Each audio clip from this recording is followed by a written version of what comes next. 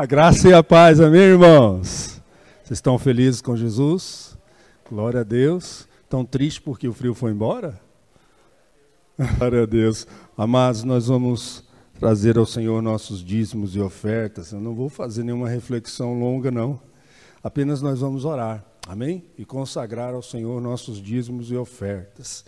Eu sempre costumo dizer que quando a gente traz ao Senhor nossos dízimos e ofertas, eles são sementes que nós lançamos no reino espiritual.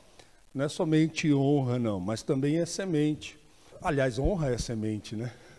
Honra é uma semente. E quando nós fazemos isso, pela lógica da agricultura, pela lógica agrícola, a semente precisa ser regada, cultivada, não é verdade? E esse regar depende muitas vezes de uma chuva, né? Esse regar depende de uma chuva, de tempos de chuva. Só que para Deus não é o tempo da chuva de Deus não é limitado ao nosso tempo. Então você pode orar a Deus e falar: Senhor, faz chover sobre as sementes que a gente tem lançado. Não só sementes materiais, que é a nossa expressão de honra ao Senhor através dos nossos dízimos e também de ofertas, mas sobretudo aquilo que a gente tem semeado no reino do Espírito, nossas orações, nosso clamor, nossas intercessões. Senhor, faz chover sobre elas e que venha grande colheita sobre as nossas vidas, em nome de Jesus, amém? A Bíblia diz que aquele que semeia pouco, mas só vai colher se chover, se regar a semente. Então que venha a chuva de Deus, que o Senhor traga essa chuva no tempo certo, na hora certa, e venha sobre as nossas vidas grande colheita, amém? Consagre o seu dízimo, sua oferta ao Senhor, se você veio preparado, e mesmo você que não veio preparado, ore pelas sementes que você tem lançado no reino do Espírito, lançado ao Senhor. Isso é muito importante, amém, queridos? Faça a sua oração, consagre-as em nome de Jesus.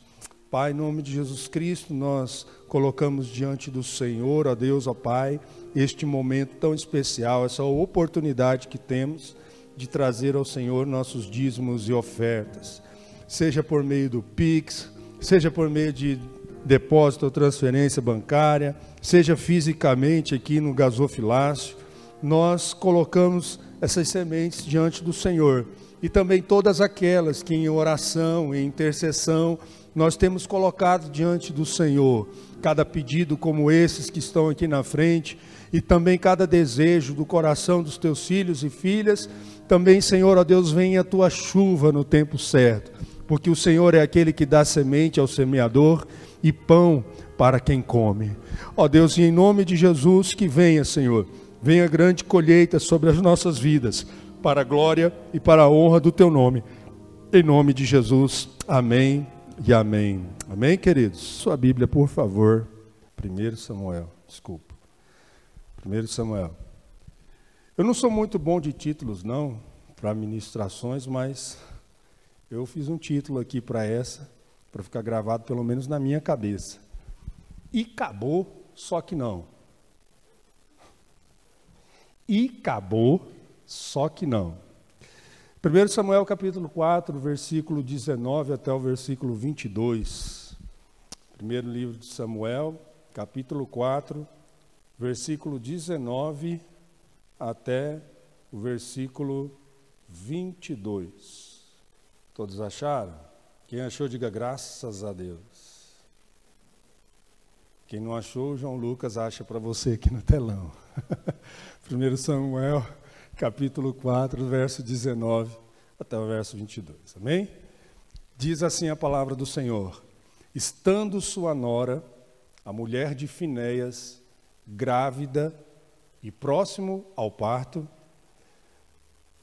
ouvindo estas novas de que a arca de Deus fora tomada e de que seu sogro e seu marido morreram, encurvou-se e deu à luz. Portanto, as dores lhe sobrevieram. Ao expirar, disse às mulheres que a assistiam: não temas, pois tiveste um filho.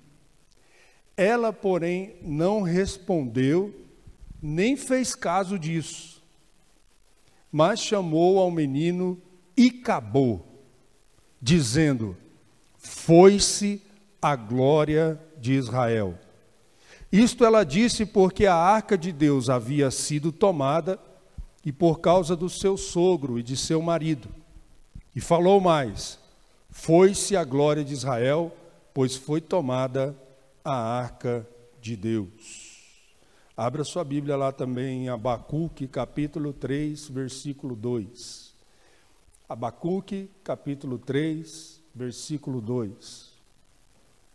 Ouvi, Senhor, a tua palavra e temi.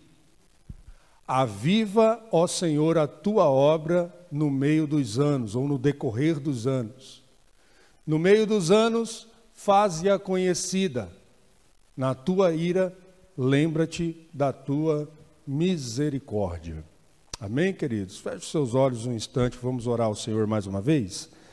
Pai, em nome de Jesus, nós, diante da tua palavra, Senhor, somos gratos e pedimos que ela venha renovar a nossa mente. Senhor, ó Deus, ser revelada no nosso espírito, de modo que a gente possa proclamar a tua verdade e praticar a tua vontade. E que o teu Espírito Santo nos guie, Senhor, ó Deus, em cada passo, em cada momento das nossas vidas. Quanto mais nós temos visto que o dia do Senhor se aproxima, aviva a tua obra em nós. Em nome de Jesus. E nós pedimos também, Senhor, ó Deus, que a tua glória se manifeste em nossos corações, em nossas vidas, neste lugar, sobre a nossa cidade, sobre a nossa nação, sobre as famílias, especialmente sobre a tua igreja. Ó Deus, a qual o Senhor disse que a edificaria e as portas do inferno não prevaleceriam sobre ela, cujo teu propósito, Senhor, ó Deus, é fazer com que ela seja a expressão do teu amor, da tua obra, da tua missão e do teu caráter, e que assim seja sobre as nossas vidas. No nome de Jesus, amém e amém. Amém, queridos? Amém, irmãos e irmãs? Amém, igreja?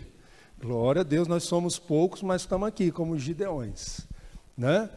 Tinha muita gente para seguir Gideão. E aí Deus começou a fazer uma peneira. Não, é muita gente, é muita gente, é muita gente. Vai tirando esse povo aí, ó. Até que ficou 300 pessoas para brigar com 24 mil. Olha que coisa. E Deus efetuou grande vitória. Né? Glória seja o nome do Senhor, glórias sejam dadas ao Senhor.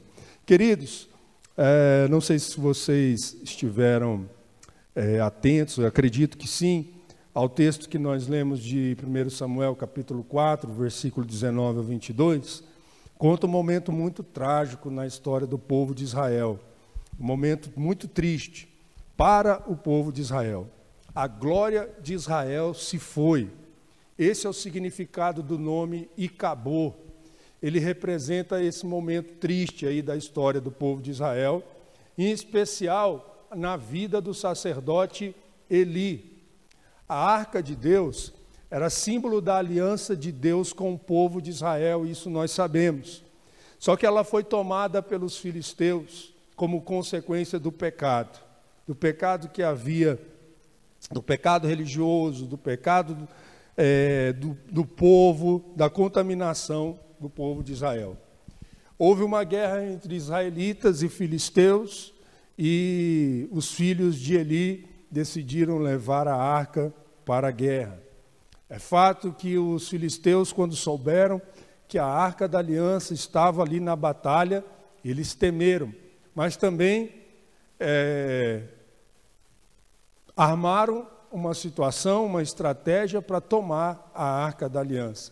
E nesse episódio morreu Ofni e Finéias, filhos de Eli. E a arca foi tomada. Os filisteus levaram a arca da aliança. E aqui, a expressão da esposa de Finéias é muito interessante, porque essa situação toda ocorre no momento em que ela tem um filho, e ela põe o nome do filho de Icabô, dizendo: foi-se a glória de Israel.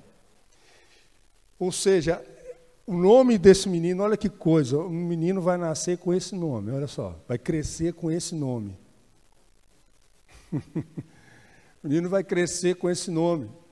O que o texto nos chama também a atenção é que ela não fez caso disso, de ter nascido homem, de ter nascido um filho varão. E vocês sabem que para a época, para a cultura da época, isso era muito importante, muito precioso. Até porque as mulheres viúvas, elas passam a ser sustentadas pelos seus filhos.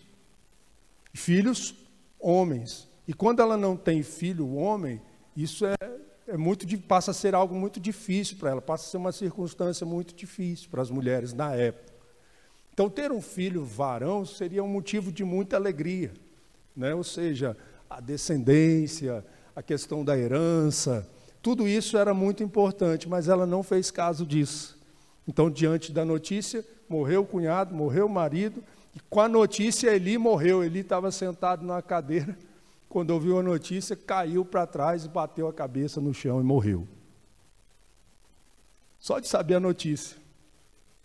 Mas tem uma outra notícia que é muito mais importante do que eles todos. É que a Arca da Aliança foi tomada pelos filisteus. Ela era o símbolo da glória de Deus, símbolo da presença de Deus, da aliança de Deus com o povo de Israel. O sacerdote Eli, por que isso é ruim para Eli? Porque o sacerdote Eli, como eu disse, tinha 2 filhos, só que esses filhos não andavam nos caminhos do Senhor e usavam dessa posição privilegiada para praticar o mal. Eles corrompiam o povo porque eles eram corruptos. Eles se prostituíam com as mulheres ou prostituíam mulheres. Eles usavam da posição deles e abusavam da posição deles, corrompendo o povo. Eli já era velho, acho que estava com problema de visão, cego, não enxergava direito, e os filhos começaram a assumir essa posição, esse ministério. Eli era sumo sacerdote, seus filhos eram sacerdotes e, consequentemente, deveriam ocupar o seu lugar depois que ele morresse. Então, apesar de advertido por Deus, Eli se omitia em disciplinar seus filhos ministerialmente. Eli até conversou com eles. Eli até tentou os alertar a respeito do que eles faziam, das notícias que chegavam para Eli. Mas ministerialmente, Eli não disciplinava. E aí é muito importante esses dias aí destacar esses dias em que o pastor João veio falando a respeito de disciplina, de falar, de disciplinar, o quanto que é importante a disciplina que vem de Deus sobre as nossas vidas, não é isso? Suas mensagens também no sentido de trazer correção, orientação. Isso é importante não só para a igreja como um todo, mas para todos nós também que lideramos, que ou ocupamos alguma posição de liderança dentro do ministério. É muito importante isso, é muito importante que a gente tenha no coração essa disposição em estarmos alinhados com a vontade de Deus, com a palavra de Deus. Isso é muito importante. Algumas pessoas podem até julgar aqueles que estão na posição, que não são perfeitos. Evidentemente, nós não somos perfeitos, nenhum de nós. Estamos caminhando por isso, contando com a graça de Deus sobre as nossas vidas. Mas eu quero dizer para vocês o seguinte, que o quanto que é grave nós, enquanto família, enquanto pais, não disciplinarmos nossos filhos, e também, enquanto igreja, nós não disciplinarmos as ovelhas. Nós não podemos nos omitir de uma advertência, de uma correção, certo? De uma exortação, de um alerta, de falar, porque o que você faz em segredo, eu digo para os meninos do Ministério de Louvor, quando a gente está realizando o discipulado ministerial. Ontem, sábado, nós estivemos aqui com um grupo, o segundo grupo que a gente está formando, e conversando com eles, eu falei, olha, o que vocês fazem em segredo, vocês fazem em segredo. Eu não sou Espírito Santo, eu não tenho como estar onde você está. Mas o que vocês fazem publicamente, e chega a mim, eu não tenho como me omitir de adverti-los, de exortá-los, de, no mínimo, me dispor a orar com você. Não tem, eu não tenho, o pastor não tem, o Isael, que é o líder do Ministério de Louvor, não tem, e nem os irmãos uns com os outros. Claro, isso é um outro estudo, mas a gente não tem como. Sabe por quê, irmãos? Porque se omitir é um risco não somente para a pessoa que está praticando o mal, ou que está num comportamento que não condiz com a sua fé. Está vivendo um comportamento estranho. Não é ruim só para ela, é ruim para quem se omite. Nós vamos ver isso mais para frente também. É muito ruim. E aí nós vemos na vida de Eli, na família de Eli, que as consequências não veio somente sobre a família dele, mas veio sobre a nação de Israel. A posição que ele ocupa é uma posição muito importante. Irmãos, entendam que, embora vocês congreguem conosco e não esteja em alguma posição dentro dessa eclesia, dentro dessa instituição, numa posição de autoridade, para o mundo você está numa posição de autoridade. Porque isso é espiritual. Você consegue compreender que maior o que está em você do que o que está no mundo? Amém? Então, para o mundo, você está numa posição de autoridade, mesmo que você não seja um pastor, um ministro, alguma coisa. Para o mundo, você está numa posição de autoridade. Isso eu digo espiritualmente. As pessoas lá fora não compreendem isso racionalmente. Mas o mundo espiritual entende isso. E tudo o resto é influenciado pelo mundo espiritual. E você tem autoridade no mundo espiritual. Acabamos de cantar aqui. Entendeu? Então, assim, por que eu falo isso? Porque, para mim, independente de estar aqui ou embaixo, todos nós somos líderes, porque o líder dos líderes está dentro de nós. Está dentro de nós, é Cristo, através do Espírito Santo de Deus. Em alguma área das nossas vidas nós lideramos, seja ela profissional, seja ela familiar, seja ela no relacionamento, seja num grupo que se reúne momentaneamente para estudar, para fazer um trabalho de faculdade. Todos nós exercemos algum tipo de influência, de liderança. E como isso é importante para a gente refletir, sabe por quê, irmãos? Porque aqui está dizendo o seguinte, que a glória de Israel se foi, declarou então a esposa de Finéias. Dependendo do contexto em que a palavra glória aparece nas Escrituras, ela pode significar 4 coisas. Glória pode significar uma teofania. O que é uma teofania? É a presença visível e palpável de Deus.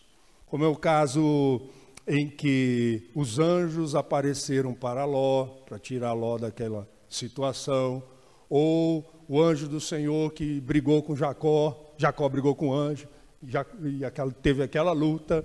É uma glória palpável. Tem a situação também de um atributo meritocrático. O que é isso? A glória de uma vitória, a glória ou o mérito de uma vitória, o mérito de uma bênção pertence ao Senhor. Está entendendo? O mérito. Isso pode significar também glória. A glória do Senhor. Você venceu uma batalha na sua vida e diz assim, glória a Deus, ou seja, o mérito é de Deus. É isso. Então, outra forma que a palavra glória pode significar é o poder manifesto de Deus, ou simplesmente a sua presença, que é o caso no dia da consagração do templo de Salomão, que estavam os músicos, os ministros, os sacerdotes estavam ali no altar, louvando, adorando ao Senhor, servindo ao Senhor. O texto diz que a glória do Senhor veio como uma nuvem e eles não conseguiram ficar em pé, por causa do peso da glória. Todos se prostraram diante do Senhor, entendeu? Então é um poder manifesto de Deus. O mesmo aconteceu com João, quando o Senhor se revela para ele: eu sou o alfa e o ômega, o princípio e o fim, aquele que é, que era e que há de vir. João não aguentou, caiu, ele levanta, né? Foi levantar João, dar força para João. Está entendendo? Então, existem várias formas em que a glória de Deus se manifesta. A arca era símbolo da glória de Deus, mas não era a glória de Deus. Quando você olha para a Arca da Aliança, é importante você saber também que ela aponta para Jesus. Quando você olha os elementos que estão dentro da arca, todos eles apontam para Jesus. A vara de Arão, ou seja, a vara do sumo sacerdote, estava dentro da arca. O pão da proposição, né, ou seja, os primeiros punhado de maná que caiu do céu, foi consagrado lá e foi colocado dentro da Arca da Aliança. E as tábuas da lei, só Jesus cumpriu a lei. Então Jesus é o pão, Jesus é o sumo sacerdote, Jesus é o pão que desceu do céu e Jesus é a lei. Porque ele cumpriu toda a lei. Amém? Então nós vemos ali a glória de Deus simbolizada na Arca da Aliança. Ela possuía respaldo do Senhor, haja visto o que aconteceu quando ela foi levada pelos filisteus.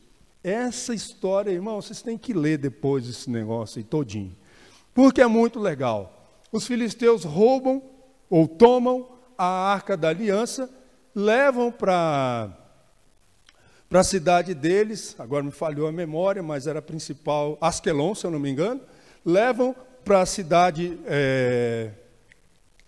filisteia, e colocam dentro do templo do deus deles, Dagon. Então, Dagon era uma estátua zona de pedra, né? E colocam a Arca da Aliança do lado. No dia seguinte, que os sacerdotes aparecem para fazer os sacrifícios, as ofertas e tudo mais, Dagon está lá, caído no chão, prostrado. A estátua de Dagon está lá, caída no chão. Eles pegam e levantam, colocam de volta. No dia seguinte, que eles vão fazer a mesma coisa, o sacrifício, as oferendas, as preces dele para o deus Dagon, está lá o Dagon, sem cabeça, sem braço, sem perna, só o tronco assim. E não bastasse isso, uma praga atingiu os filisteus. Começou a nascer tumores na pele dele, nos corpos. Alguns morreram e outros somente ficaram doentes. Ele disse: vamos se livrar desse negócio aqui. Chamaram os sacerdotes deles, né, os magos e tudo, os feiticeiros, chamaram: o que a gente faz para se livrar desse negócio aqui? E por onde a arca passava, ela deixando rastro, até chegar na fronteira da Filístia com Jerusalém. Aliás, com Israel. E na fronteira, eles ficaram na casa de Abinadab. Ficaram na casa de Abinadab. E o filho dele, Eleazar, foi consagrado e designado para cuidar da arca. Agora, preste atenção nesse detalhe. A arca ficou lá por 20 anos. Ficou na casa de Abinadab por 20 anos. E depois, no trajeto, quando Davi decidiu buscar a arca e trazer para Jerusalém, nós vimos o seguinte, que a glória de Israel se foi, mas a glória de Deus não se vai, porque a glória de Deus ninguém rouba, ninguém toma para si. A glória de Deus é a glória de Deus. Deus não dá a sua glória aos homens, nem ela está limitada a uma arca. É isso que nós vemos no processo.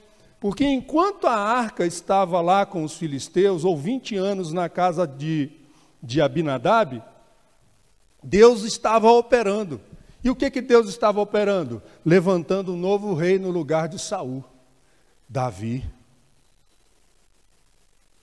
Enquanto a arca estava lá durante todo esse período, Deus também no início estava levantando quem? Samuel no lugar de Eli e seus filhos. A glória de Deus ainda se movia, independente da arca. Mas a arca foi retirada como uma mensagem de Deus para o povo. Qual a mensagem? Não aprovo o que vocês estão fazendo. Não aprovo o pecado de vocês. Não estou aprovando o comportamento de vocês. Eu não aprovo.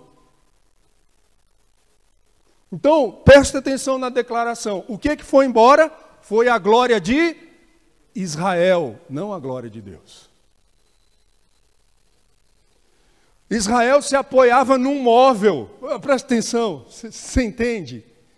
Que ela é mais do que um símbolo. Embora Deus dava respaldo para aquele símbolo, ninguém podia tocar, senão os sacerdotes podiam encostar na arca.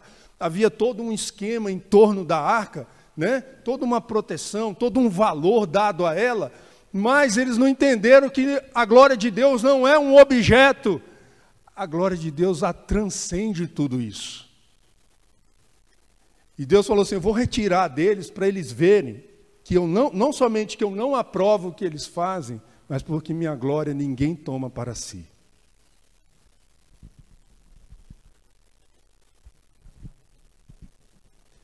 O mérito é meu, a glória é minha, não dou a homens.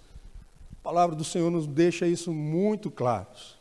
Na verdade, como eu disse, a glória de Deus enquanto presença, manifestação de poder, de certa forma, ela já se distanciava do povo também. Ou seja, a glória não deixou de existir, mas a relação da glória de Deus com o povo já se esvaía. Por quê, irmãos? Preste atenção. Samuel foi dado ao sacerdote Eli para ser criado por ele, educado na presença do Senhor, como cumprimento de um voto de Ana. Ela não podia ter filhos. E ela fez um voto com o Senhor, que no dia que ela tivesse um filho, esse filho seria dado ao Senhor. E aí, Samuel vai crescendo, e ainda criança, Deus fala com ele. Ele está de noite, dormindo, e ele escuta uma voz. Samuel. E ele acha que é Eli. E ele vai lá no quarto de Eli. Eli, você me chamou? Não, não chamei não. Aí ele volta para dormir. Aí quando ele deita aí, Samuel. Elias, você me chamou? Não, Samuel, não chamei não. Samuel. Elias, você me chamou? Samuel, seguinte, não te chamei. Mas se você ouvir essa voz de novo, diga assim, ó, eis-me aqui, Senhor, fala porque o teu servo escuta. E assim aconteceu. Quer dizer, aconteceu isso na terceira vez, né? Na terceira vez. Aí Samuel, fala que o teu servo escuta. Aí Deus começou a falar com Samuel. Mas sabe o que a Bíblia diz, e me chama muita atenção? É que Deus falou com Samuel, preste muita atenção nisso. Olha o estado do povo, olha o estado da nação. Deus falou com Samuel em um tempo onde a palavra do Senhor era rara e as visões ou as profecias não eram frequentes. E por causa de quê, irmãos? Pecado. 1 Samuel 3:1, pode olhar lá. 1 Samuel 3:1. Guarde isso porque isso é importante para a nossa reflexão hoje. Olha só, nós vamos ler alguns textos. 1 Samuel 3:1. Ó. E o jovem Samuel servia ao Senhor perante Eli, e a palavra do Senhor era de muita valia naqueles dias. Não havia visão manifesta. Era rara a palavra, era raro as visões. Agora preste atenção. Provérbios 29:18. Olha a importância, aliás, desse problema, né? Qual que era esse problema? Qual era a gravidade desse problema? Não havendo profecia, o povo perece ou o povo se corrompe. Porém, o que guarda a lei, esse é feliz ou bem-aventurado. Então, não havendo chazon, ou chazon, para vocês entenderem, C-H-A-Z-O-N, chazon, que é uma palavra hebraica. Ela significa profecia, visão, e segundo os teólogos, a melhor tradução para razão ou para profecia ali é revelação ou instrução de Deus. Ou seja, não havendo instrução de Deus, não havendo revelação de Deus, não havendo profecia, não havendo visão, o povo se corrompe. Mas o que guarda a lei, esse é feliz. Agora, Oséias 4:6, preste bem atenção, o que é a omissão do conhecimento? Se omitir em disciplinar, se omitir em pregar a palavra corretamente, porque, irmãos, a gente prega a palavra, a gente ensina, a gente exorta, mas diante daquilo que a gente faz, a sua resposta diante disso é que é mais importante. Como você responde a Deus diante de uma revelação? Como que você responde a Deus diante da palavra de Deus? Como que você responde a Deus diante de uma pregação? Como que você responde a Deus diante de um louvor? Como que você responde a Deus nos momentos que você está no seu lugar secreto, que você tem uma percepção do Espírito de Deus no seu espírito, uma palavra, uma luz, uma direção? Como você responde diante de Deus, diante de uma disciplina, diante de uma exortação, diante de um conselho? Como você responde é o sucesso, é o que te faz bem-aventurado. É a forma como você responde a isso. Você não respondeu ao Senhor no dia que você entregou sua vida a Jesus? Houve uma palavra, houve uma pregação. Só que essa resposta é todos os dias. Não de conversão mais, mas de orientação, de direção, de aprendizado, de crescer e amadurecer no Senhor. Então nós vemos lá o que você responde diante de Deus. Agora Oséias 4:6, olha que grave. O meu povo foi destruído ou perece, está sendo destruído porque lhe falta o conhecimento. Mas de onde vem o conhecimento? Aí a gente só sabe isso. Versículo para muita gente é aleijado, né? Mutilado. Todo mundo sabe Oséias 4:6. O meu povo, até o presidente da República conhece Oséias 4:6. Mas aleijado, não conhece ele inteiro. Porque se ele conhecesse ele inteiro, ele ia entender melhor. E nós também. O que é? O meu povo está sendo destruído porque lhe falta conhecimento. Por quê?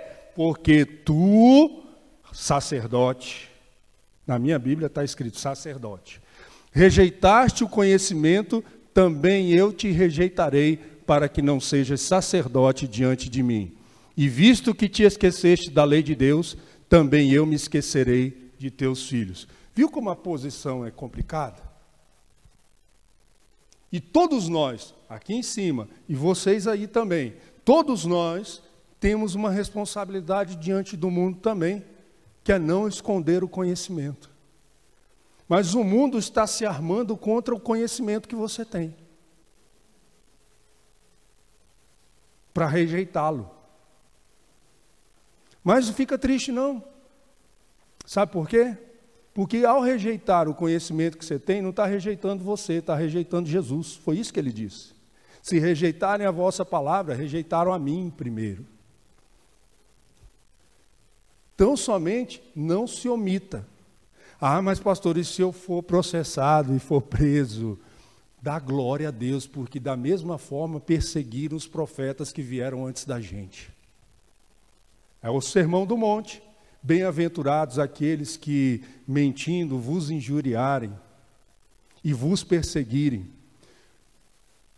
vos encerrarem em prisão, porque da mesma forma perseguiram os profetas que vieram antes de vocês. Bem-aventurados sois. Felizes vocês são. Sabe o nome disso? É pecado de omissão. No Novo Testamento, Tiago 4:7 vai dizer o seguinte, vai traduzir tudo isso que nós estamos falando agora. Vai trazer uma aplicação para nós de tudo isso. Tiago 4:7. Portanto, aquele que sabe que deve fazer o bem e não faz, nisto está pecando. Tiago 4:17. Tiago 4:17. Aquele, pois, que sabe fazer o bem e não faz, comete pecado.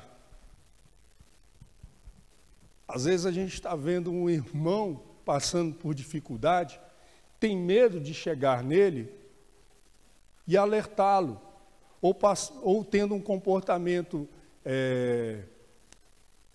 não coerente com a sua fé, que não combina com o cristianismo, e às vezes a gente tem receio de chegar para ele e falar. Por que a gente tem receio? Tem receio de ele achar que a gente está querendo ser melhor do que ele. Então é simples resolver. É muito simples. É só chegar assim e falar assim: Bini, irmão, eu vi uma situação envolvendo você que não combina com você, cara. Vi você fazendo um gesto que não combina com a sua fé, com o que você crê.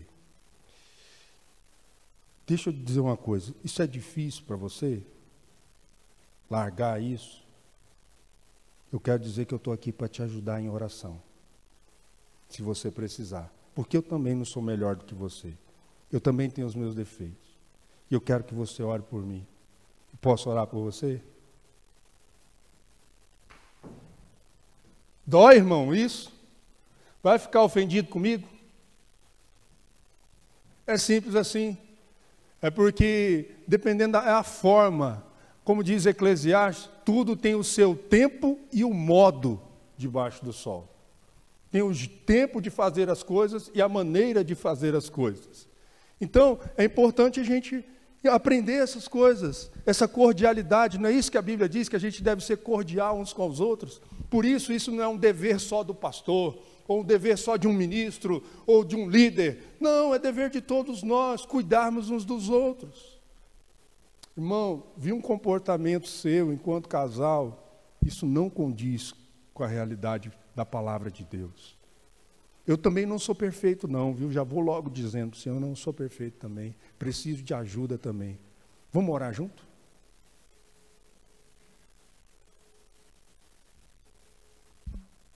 Não é legal? Se você estivesse no lugar dessa pessoa, você não se sentiria bem? Acolhido? Sim ou não, irmãos?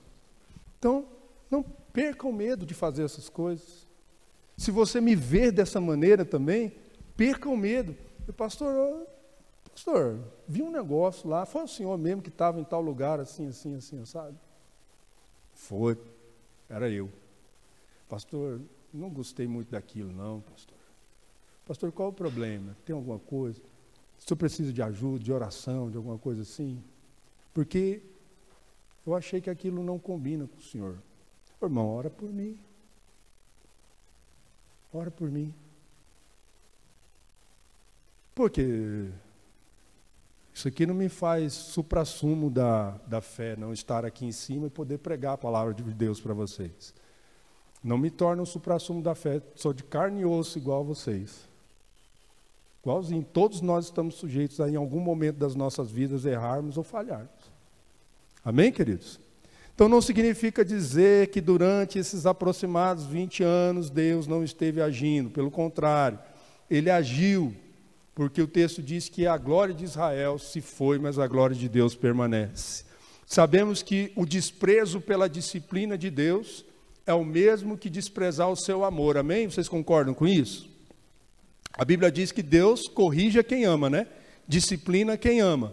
Ora, se Ele disciplina quem ama e eu rejeito a disciplina, consequentemente, eu desprezo o amor de Deus. E assim foi com Eli e com a sua casa. Desprezaram o amor de Deus. A Bíblia diz em Provérbios que aquele que muitas vezes é repreendido e endurece a cerviz, ou seja, fica resistente, será quebrantado sem que haja cura, duramente quebrantado, ou quebrado.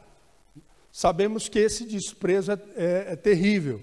Se Deus corrige a quem ama, alguém rejeitando a correção, estará consequentemente rejeitando o amor de Deus.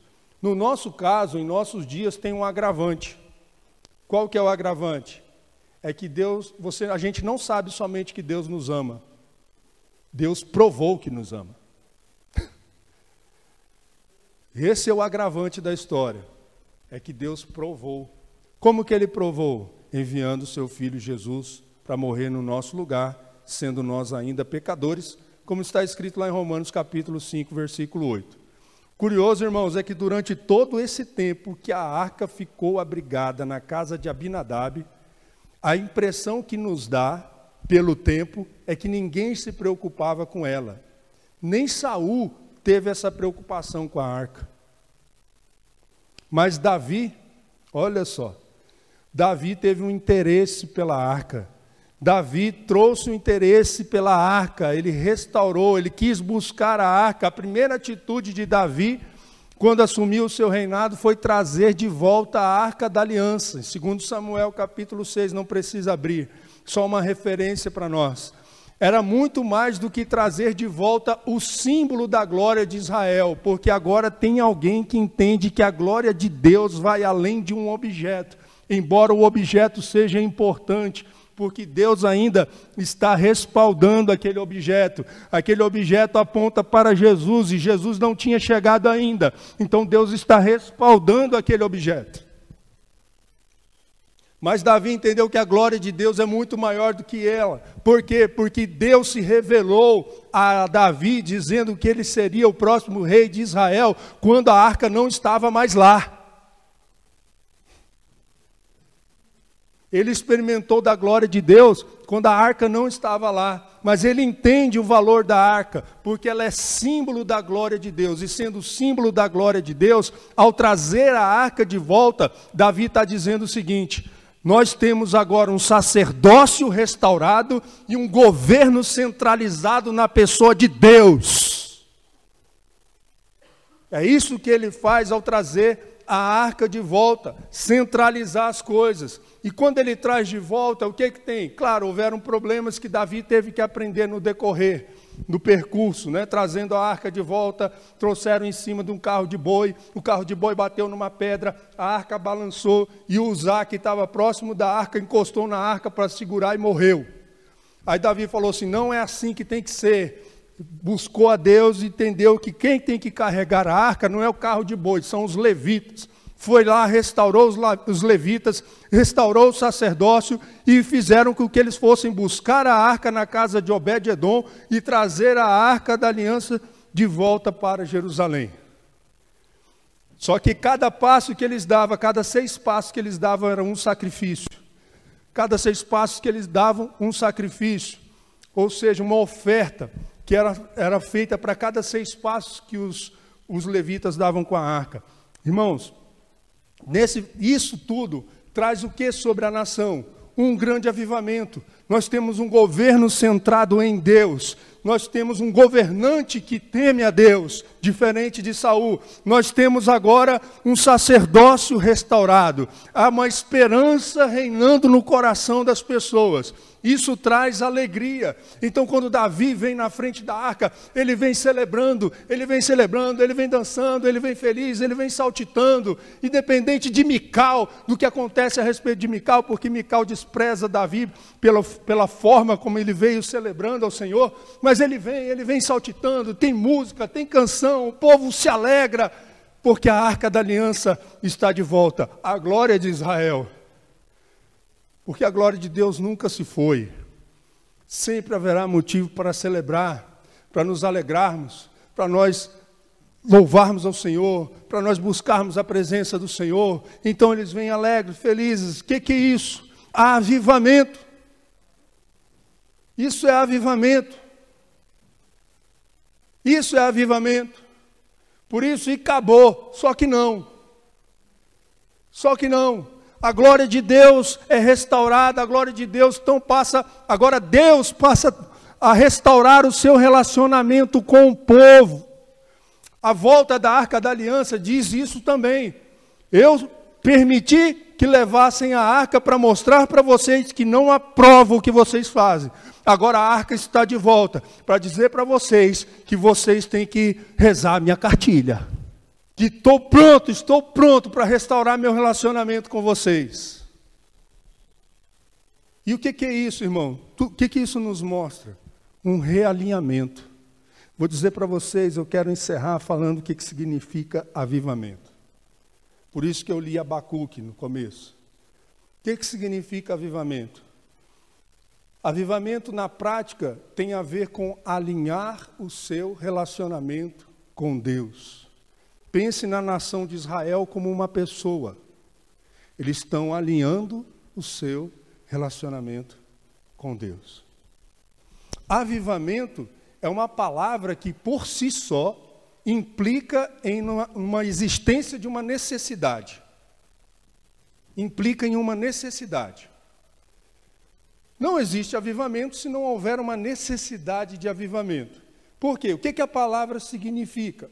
Avivar significa restaurar, reacender, realçar o que outrora estava desbotado, desgastado, ou pela ação do tempo ou pela ação física.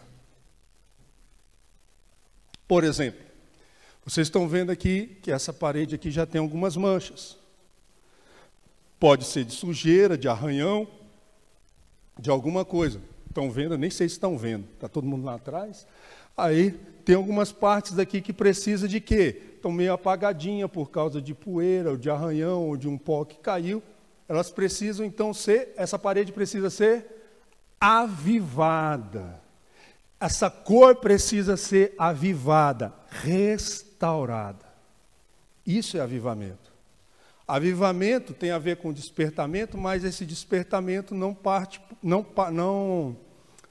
pula a etapa de uma restauração. E tem mais uma coisa também. É como se você tem uma churrasqueira que o fogo está apagando e você precisa colocar mais carvão nela para avivar o fogo ou avivar o calor.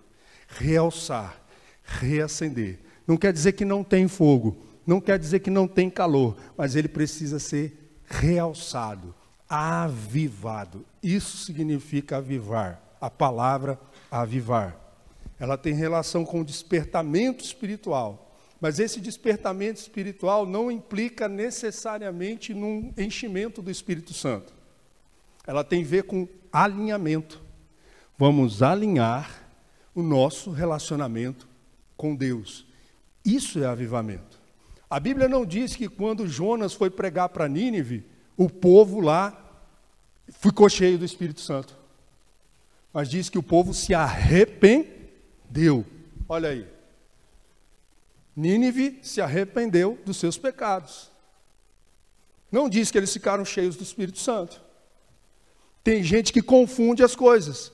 Acha que avivamento é enchimento do Espírito Santo. É batismo, é isso, e fica na busca disso e não acontece, fica frustrado.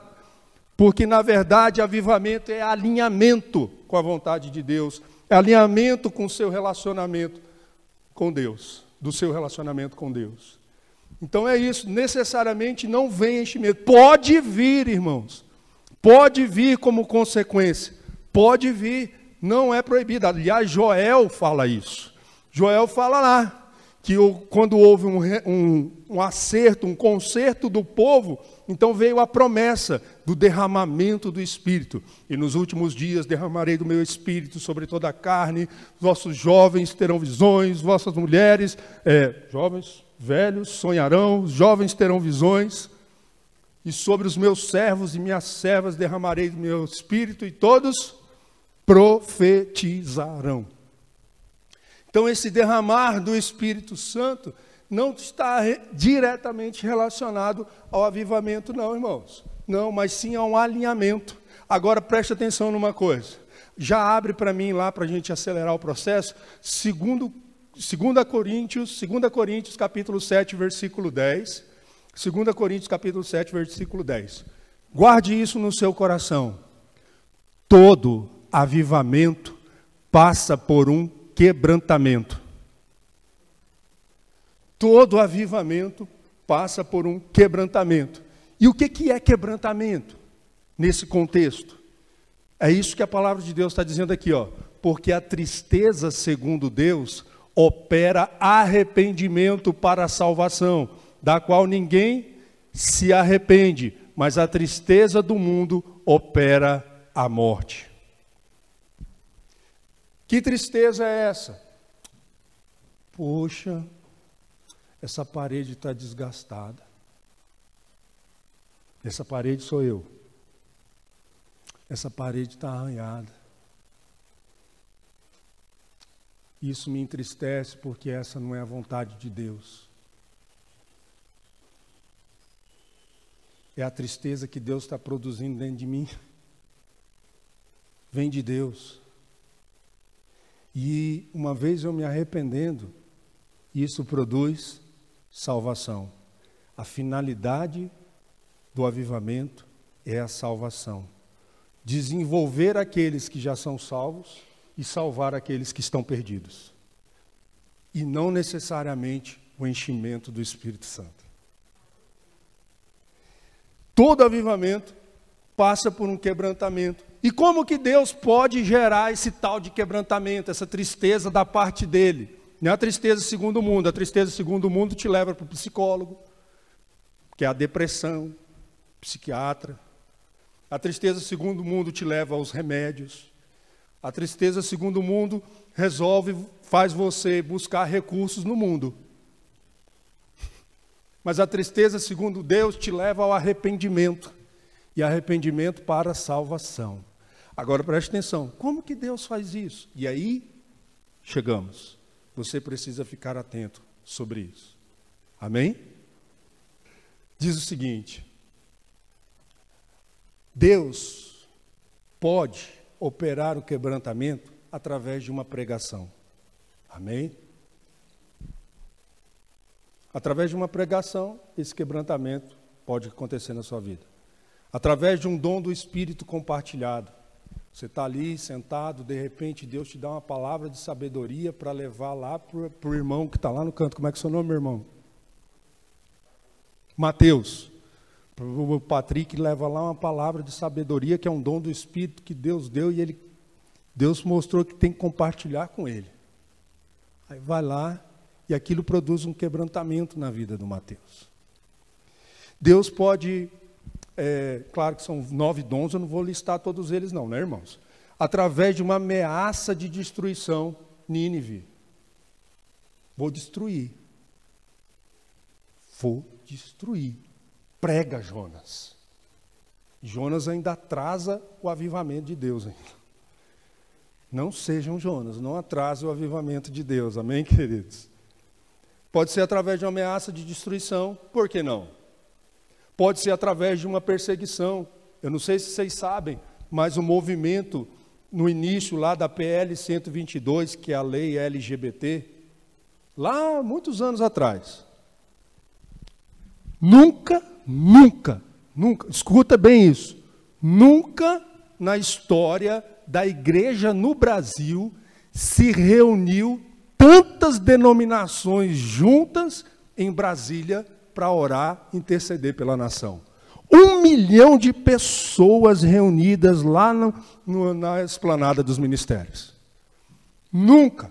Por quê? Porque junto com essa lei, por trás dessa lei tem uma perseguição, que é o cerceamento da palavra. A perseguição unindo. Atos dos Apóstolos, já que é para ser bíblico. Atos dos Apóstolos. Perseguição sobre a igreja. No templo e de casa em casa, no templo e de casa em casa, no templo e de casa em casa. Compartilhavam os bens, compartilhavam o alimento, compartilhavam tudo, muito mais unidos. Perseguição pode produzir quebrantamento, perseguição no trabalho. Às vezes quebranta a gente, mexe com o nosso orgulho. Através de uma disciplina ou de uma exortação, um milagre, uma cura, um prodígio, um sinal de Deus se opera na vida de alguém ou de outra pessoa, no meio da igreja. Por isso que a gente tem que se expor à oração. Por isso quando a gente fala assim, vamos orar uns pelos outros, porque às vezes um milagre está acontecendo.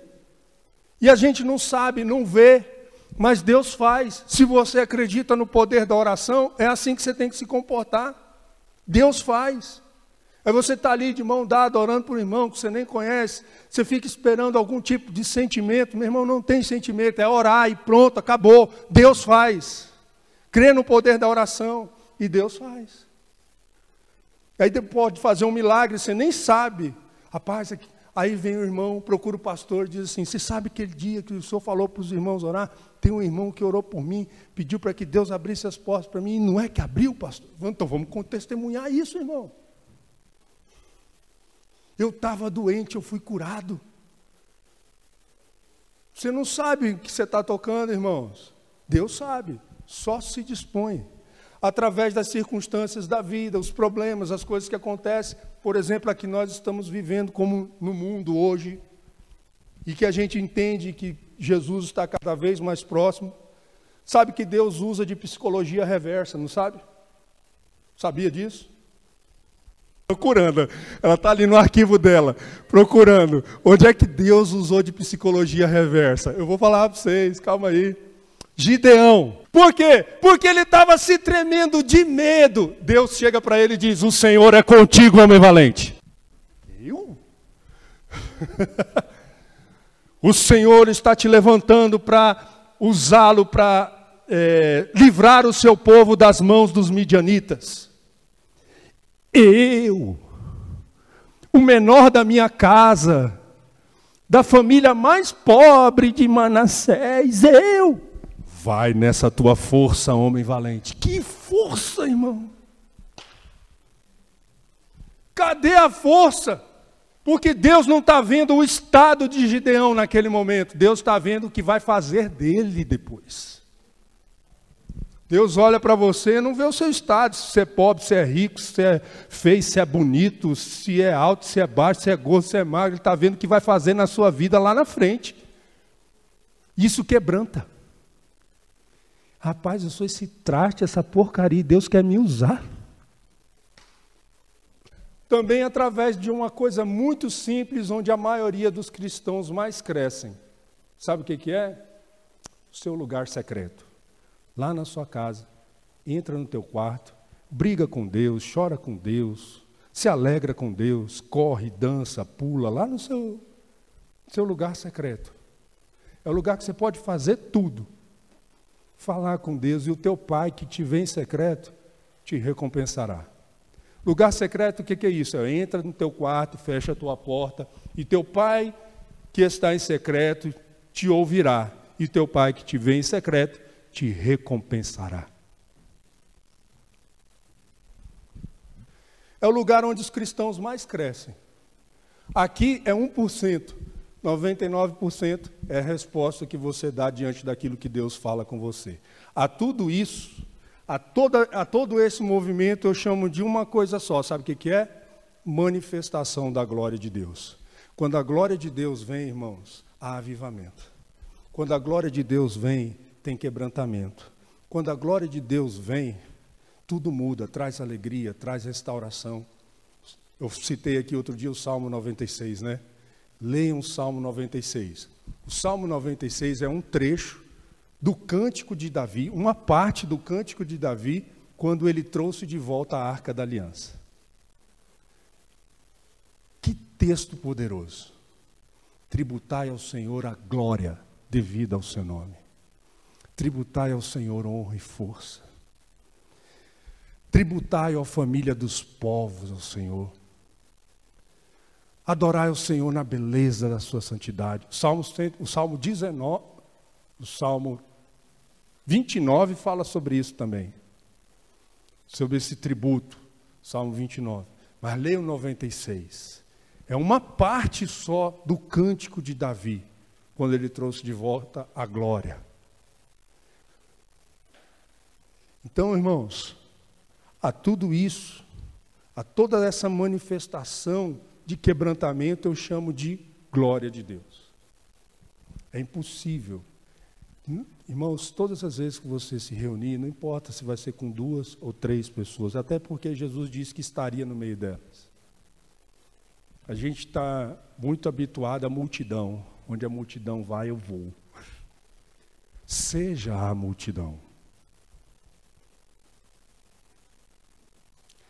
E crie expectativas. Deseje a glória de Deus. Se você pegar a vida de Isaías, é tão lindo. Tem até um cântico antigo que eu aprendi com um filho do meu pastor, do meu primeiro pastor, pastor Eli, e ele dizia assim, Isaías 6, sentado está o Senhor sobre um alto e sublime trono, e as abas de suas vestes cobrem o templo, e as abas de suas vestes cobrem o templo.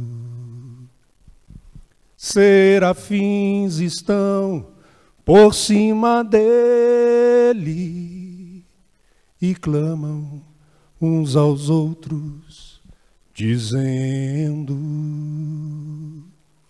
Santo, Santo, Santo é o Senhor dos exércitos, aleluia.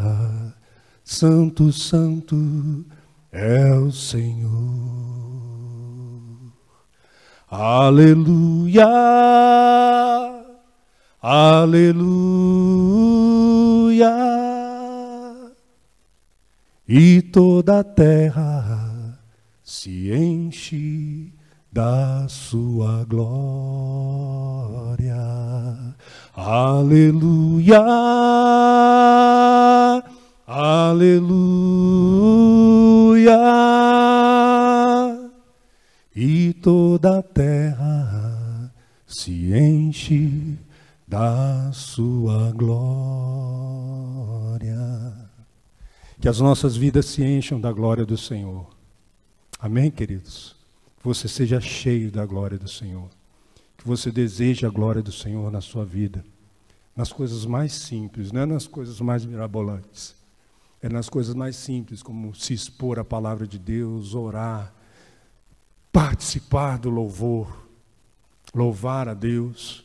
A gente ajuda, mas o louvor é nosso, porque Deus habita no meio dos louvores do povo, não é do ministério, é do povo. Nós é que fazemos o culto ao Senhor. Por isso que eu disse, não fique atrás de multidão, seja a multidão. Amém? Vamos colocar em pé. Eu espero que você tenha sido abençoado nessa manhã, em nome de Jesus. Amém, queridos? Feche os seus olhos, coloque o seu coração diante de Deus. Vamos louvar o Senhor. Coloque sua vida diante de Deus. Eu não sei como que você vai responder diante dessa palavra hoje. Eu espero em Deus que ela possa estar movendo o seu coração, despertando o seu coração, e a glória de Deus já esteja operando sobre a sua vida. É isso que eu espero, e que você seja um multiplicador disso, em nome de Jesus, uma multiplicadora, que você carregue consigo essa glória, não abra mão dela, porque ela habita dentro de você, é Jesus Cristo, é o Espírito Santo de Deus. Não é porque nós merecemos, porque somos bonitinhos, somos perfeitos. Nós somos o que somos pela graça do Senhor, irmãos. Somos o que somos pela graça do Senhor. Nós não, ainda que sussurrando, mas ore, não saia dessa manhã aqui sem orar ao Senhor. Sem que, pelo menos, balbuciar alguma palavra a Deus. Mas autorize Jesus a agir na sua vida, autorize o Espírito Santo a operar no seu coração, na sua vida, na sua casa. Não vai ser talvez do dia para a noite que essas coisas vão acontecer. É um processo, mas não desista dele, continue perseverando. Creia e verás a glória de Deus. Olha que coisa. Creia e verás a glória de Deus. Creia e verás a glória de Deus. Senhor, vem com a tua glória sobre nós. Move, Senhor, em nossos corações. Pelo teu Espírito, Senhor, ó Deus, vem com a tua glória. Vem com a tua glória sobre a tua igreja, Senhor. Em nome de Jesus. Oh, Senhor, ó Deus. Oh, aleluia. Oh, obrigado, Senhor. Deseje a presença do Senhor, deseje a glória do Senhor. Clame, não se envergonhe, nós estamos em família, irmãos. Nós estamos em família. ninguém vai te criticar, ninguém vai te rejeitar por isso. E se alguém assim o fizer, não se preocupe. Aquele que está sentado no alto e sublime trono não te rejeita, não te despreza. Aleluia. O Senhor te abençoe e te guarde. O Senhor faça resplandecer o seu rosto sobre ti e tenha misericórdia de ti. O Senhor sobre ti levante o seu rosto, te dê shalom, paz. A superabundante graça do nosso Senhor Jesus Cristo. O amor incondicional do nosso Deus e Pai. A comunhão, o poder, a unção do Espírito Santo de Deus está comigo, está contigo, está com todo o povo de Deus sobre a terra, por causa da obra consumada na cruz do Calvário. Amém? Amém, queridos? Restante de domingo abençoado para vocês. E uma semana também abençoadora em nome de Jesus. Amém, queridos? Vamos na graça e na paz. Se possível, cumprimente um irmão ou dois. Diga para ele assim, uma semana abençoada para vocês, cheia da glória de Deus.